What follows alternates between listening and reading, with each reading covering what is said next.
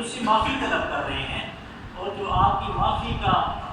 طریقہ ہے، جو آپ کی معافی کا جو طریقہ کار تھا وہ بڑا ایک دلچسپ ہے کہ آپ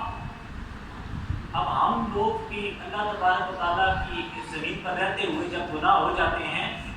تو دیکھیں کہ اللہ کے نبی جو معصوم ہوتے ہیں ان سے لغزش ہو گئی تو وہ اپنے گناہ پر ان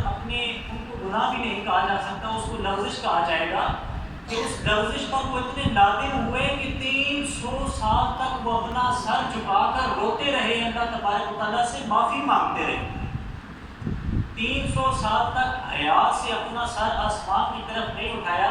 کہ میں کس چہرے سے آسمان کی طرف اللہ رب العزت کی طرف اپنے سر کو اٹھاؤں گا۔ 300 سال تک روتے رہے، رونے کے بعد 300 سال کے بعد جب سر کو اٹھایا تو آسمان پر نظر پڑی، دیکھا کہ اوپر لکھا ہوا تھا لا الہ الا اللہ محمد رسول اللہ۔ فرمایا کہ اے اللہ تو نے اپنے نام کے ساتھ اس پاک نبی کا نام لکھا ہے، اس پاک ہستی کا نام لکھا ہے، تو یقیناً کہ تجھے بڑا محبوب ہے، یا اللہ اپنے اس محبوب کے صدقے سے میری اس لغزش کو معاف فرما دے۔ پھر جب یہ 300 سال تک معافی مانگتے رہے، جو ہی سرکار کے نام کا وسیلہ مانگا اللہ رب العزت نے اسی وقت لغزش کو معاف فرما دیا۔ تو سرکار کے نام کے وسیلے کی اتنی برکت تھی، تو اس بات کو بھی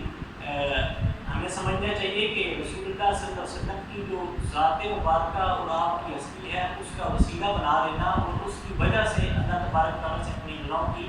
معافی طلب کرنا، یہ کتنا اللہ کی بارگاہ میں کرامت ہوتا ہے۔ تو اس